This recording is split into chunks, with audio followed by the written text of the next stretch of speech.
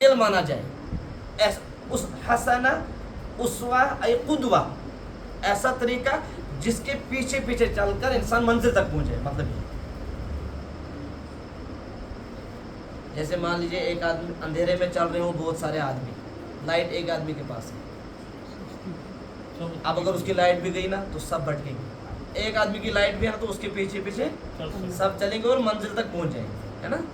گویا کہ مان لیجئے اللہ تعالیٰ نے اپنے حبیب صلی اللہ علیہ وسلم کو ساری کائنات کے انسانوں کے لیے ہدایت کی لائٹ دے کر بھیجا, اور صحابہ کو بھی اللہ کے حبیب صلی اللہ علیہ وسلم کے جو صحابہ تھے وہ اس طریقے سے فداکار تھے اپنے حبیب صلی اللہ علیہ وسلم کے, اللہ کے حبیب صلی اللہ علیہ وسلم کو اتنا بھروسہ اور اتنا توکل ہوا اور اتنا اعتماد کیا ان پر, کہا کہ میری تو بات ہی نہیں, جو میرے صحابہ میں سے کسی ایک صحابی کے نقش قدم پر چلے گا منزل تک پہنچ جائے, منزل تک پہنچ جائے. اتنا بھروسہ کیا اپنے صحابہ پر.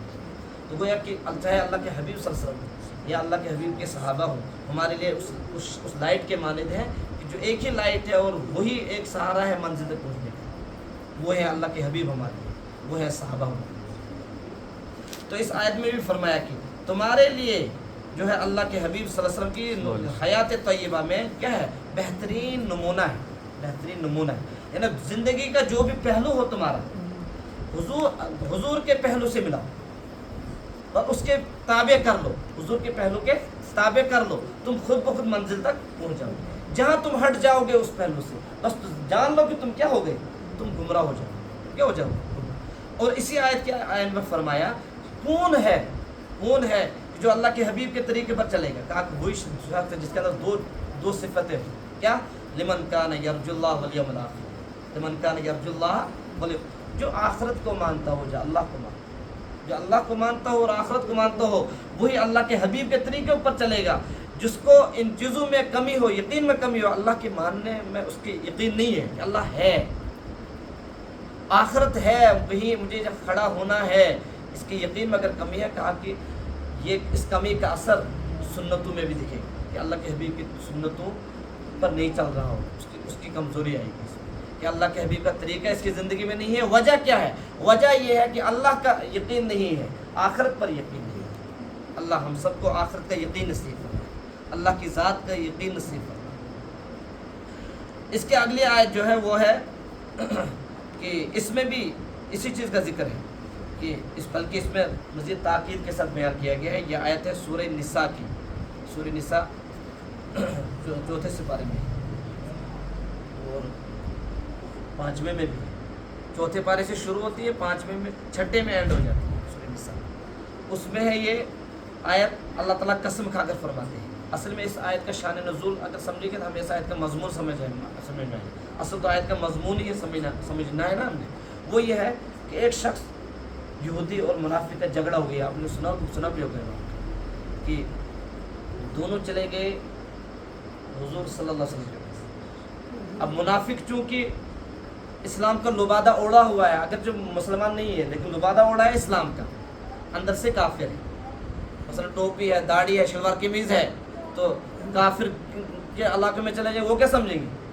مسلمان سمجھیں گے نا, ظاہر سی بات ہے. مسلمانوں کے شاعر اسلام میں سے ٹوپی آتی ہے, شلوار قمیض آتی ہے, سنت کے مطابق ہے وغیرہ, یہ سب چیزیں اس کو مسلمان سمجھیں گے. لیکن اگرچہ وہ سکھ بھی ہو, اگرچہ وہ غیر مسلم بھی ہو, تھوڑی پتہ ہے ان کو. اسی طریقے سے اس چیز کا نام منافقت ہے. اچھا نا منافقت. تو منافق اور یہودی کا جھگڑا ہو گیا تو اللہ کے حبیب صلی اللہ علیہ وسلم پر دونوں چلے گئے.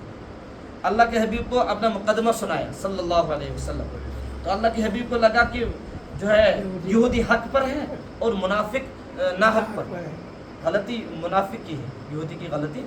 تو اللہ کے حبیب نے فیصلہ سنا دیا یہودی کے حق میں اور منافق کے خلاف, منافق کے خلاف. تو منافق کو یہ بات چبھی دی, بہت چبھی. دیکھو آج بھی بہت سارے لوگوں کا مزاج ہے. مزاج کیا ہے؟ مزاج یہ ہے کہ مولوی صاحب یا کوئی بھی بات کرنے والا وہ میرے مزاج کے مطابق بات کرنا چاہیے, جو مجھے سوٹ کرتی ہے وہ بات ہونی چاہیے.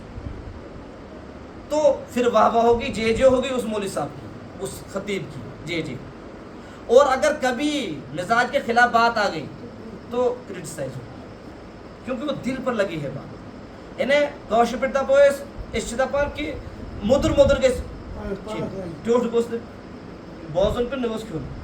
حالانکہ دین سو یا ایھا آمنوا ادخلوا فی السلم کافہ، حکم چھ پور اژِو دیٖنس منٛز، پور اژِو دیٖنس منٛز. اکھ چیٖز چھُ یُس انگریز چھُنہ انگریز چھُنہٕ منافق کینٛہہ، انگریز چھُنہٕ منافق کینٛہہ، کیازِ سُہ چھُ اوپنلی ونان کہ مذہب سے مجھے کوئی غرض نہیں ہے، مجھے اپنی خواہشات سے غرض ہے، اپنے جذبات سے غرض ہے، عیش اور عیاشی سے غرض ہے، لہٰذا وہ اس کو پھیلا بھی رہا اور کر بھی رہا، چھپا تھوڑی رہا کوئی چیز. اور یُس بیاکھ سسٹم چھُ سُہ آو مُسلمان یہ لبرل بنُن، یعنی تِم چھِ چاہان کہ أسۍ گٔژھۍ مُسلمان تہِ روزٕنۍ اور لبرلزم تہِ گژھِ چلاوُن. ان کو یہ بات سوٹ نہیں کرتی ہے کہ کبھی سود کے خلاف بول دینا مولوی صاحب بس، کبھی پردے کے خلاف بول دے بس، یہ بولنے کی ضرورت ہے، کیا ضرورت تھی بولنے کی، بول دیتے ہیں ایسی، یا ان کو آزادی دے دی ہے بولنے کی، ایسے بول دے. حالانکہ مسلمان جب ہے تو مسلمان کو پورا دین ماننا ہے، ورنہ اگر مجھے نہیں ماننا تو صاف مجھے اعلان کرنا کہ میں نہیں مانتا. انگریزوں کی طرح پھر اوپنلی زندگی گزارے، تم چھِ آسان نٮ۪تھنٕے نہیں، تم چھِ آسان وڑنٕے نہیں، تمن چھا کا مانا تھوڑی مانا کر، اور اس کو ایکسیپٹ کرتے ہیں، اس کو اپریشیٹ کرتے ہیں، اس کو مانتے ہیں، اس کو قبول کرتے ہیں، اور ساری دنیا میں اس کے لیے محنت کرتے ہیں، پھیلا رہے ہیں اور پھیل رہا ہے. لیکن اگر مجھے وہی طریقہ پسند ہے تو مجھے اوپنلی بولنا چاہیے کہ ٹھیک ہے مجھے اسلام کی کوئی غرض نہیں، تاکہ دھوکہ نہ لگا اگلے کو. لہٰذا میں خواہشات کا غلام ہوں اور میں اسلام کو پسند نہیں کرتا ہوں، لہٰذا میں اسلام ہی کو غلط قرار دے رہا ہوں، اسلام کو غلط کرا. یعنی وہی بات ہے نا کہ میں اس وقت جو ہے نا جھوٹ کو سچ بنانے کے لیے اتنی محنت ہو رہی ہے نا کہ اگر جو ہے ایک آدمی 100% سچا ہو لیکن معاشرہ اتنا جھوٹا ہو گیا کہ سارا معاشرہ اس کو مل جل کر اس کو جھوٹا قرار دیں گے اور اپنے آپ کو سچا قرار دیں گے. یہ محنت چل رہی ہے، یہ محنت چل رہی ہے. لہٰذا اَسہِ چھُنہٕ یہ حکم کینٛہہ، یہ چھُ منافقت. ایمان ورش کیا پور ایمان میں داخل ہو، چاہے کوئی ناراض ہو چاہے راضی ہو. مجھے بولنے والے کو بھی اور سننے والے کو بھی سننا چاہیے اس غرض سے، کہ بولنا بھی چاہیے اس غرض سے کہ مجھے ناراض ہوتا تو کوئی غرض نہیں، مجھے راضی ہوتا تو کوئی ضرورت نہیں.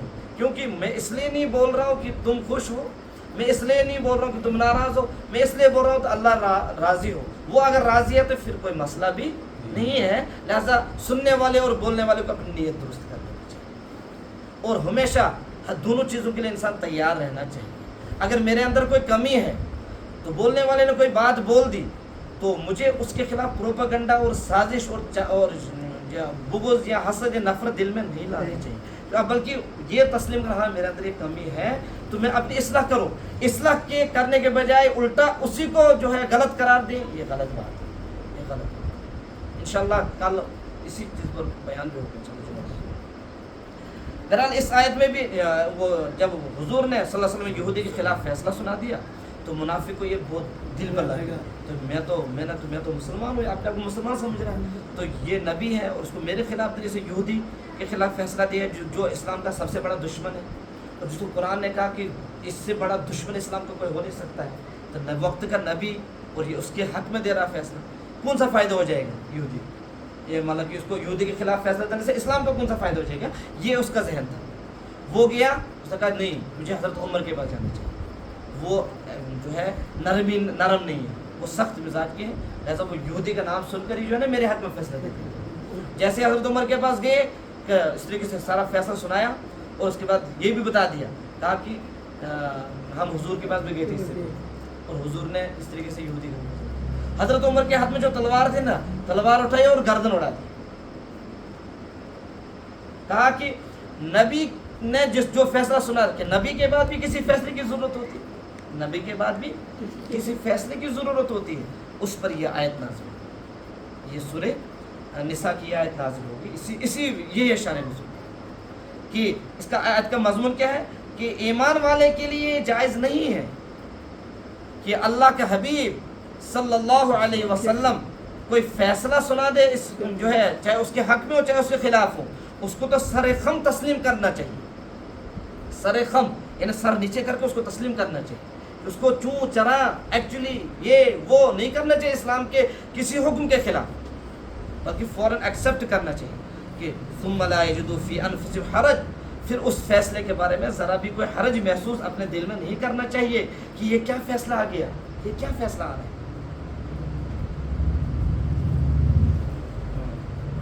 مما قضیت ویسلموا تسلیما، ایمان والے جو ہوتے ہیں وہ چون چنا کے بغیر اسلام کا حکم تسلیم کرتے ہیں۔ مفسرین نے لکھا ہے اس آیت کے ذیل میں، وہ یہ کہا کہ یہ آیت اللہ کی عام ہے قیامت تک، جب تک اللہ کے حبیب صلی اللہ علیہ وسلم موجود تھے اس دنیا میں، حیات تھے، وہ اللہ کے حبیب خود فیصلہ سنا دیں اپنے زبان مبارک سے، وہ بھی مراد ہے، یا اللہ کے حبیب صلی اللہ علیہ وسلم کا جو نورانی اور پاکیزہ طریقہ یعنی شریعت دین اسلام وہ بھی مراد ہے۔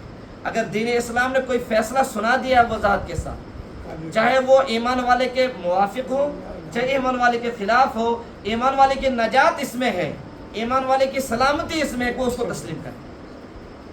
اگر دین اسلام کا کوئی حکم میرے خلاف آ رہا ہے اور میں اس میں مبتلا ہوں، مجھے چون چرا ایکچولی یہ وہ اس میں کیا بولتے ہیں اس کو وضاحتیں، اس پر کلام، اس پر قلم نہیں چلانا چاہیے، فوراً تسلیم کرنی چاہیے اور اپنی غلطی کی اصلاح کرنی چاہیے، کیونکہ ہم تو ہے ہی مسلمان، اور مسلمان کا مطلب ہے سر جھکانے والا، سر جھکانے والا، اقتدا کرنے والا، بات ماننے والا، یہ مسلمان کا مطلب۔ انکار کرنے والا تو کافر ہے، انکار کرنے والا تو مشرک ہے۔ مسلمان اور انکار یہ دونوں لفظ کو جوڑ نہیں لگتا ہے، بلکہ امام نووی رحمۃ اللہ علیہ دوسری لکھو جاتا ہے قال العلماء معناه الى الكتاب والسنہ، اس کا مطلب یہ ہے کہ ایمان والے کو جب کوئی مسئلہ پیش آ جائے تو اس کو فوراً رجوع کرنا چاہیے اللہ کی کتاب کی طرف اور اللہ کے حبیب صلی اللہ علیہ وسلم کی نورانی اور پاکیزہ کے طریقے کی طرف۔ اگلی آیت جو شروع وہ بھی سورہ نساء کی ہے، من یطع الرسول فقد اطاع اللہ، صاحب بتا دیا جو اللہ کی اطاعت، جو اللہ کے رسول کی اطاعت کرے گا، سمجھ لو اس نے اللہ کی اطاعت کر دی، رسول کی اطاعت ہی اللہ کی اطاعت ہے۔ بلکہ ایک حدیث میں تو صاف اللہ کے حبیب نے فرمایا جس نے میری نافرمانی کی اس نے اللہ کی نافرمانی، جس نے میری اطاعت کی اس نے اللہ کی اطاعت کی، صاحب بتا دی۔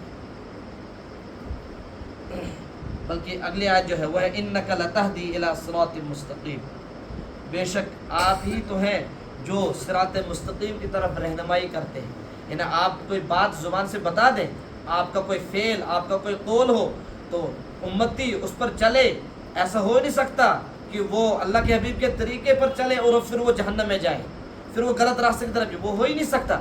آپ تو آئے ہی ہیں صراط مستقیم کی طرف لے جانے کے لیے، آپ تو آئے ہی اس لیے کہ گمراہی سے نکال کر ہدایت پر کھڑا کرنے کے لیے، آپ کا مقصد ہی یہ ہے۔ ایسا کیسے ہو سکتا ہے کوئی شخص اللہ کے حبیب کے طریقے پر چلے اور پھر وہ راہ راست سے ہٹ جائے؟ وہ کیسے ہو سکتا ہے؟ ہو ہی نہیں سکتا۔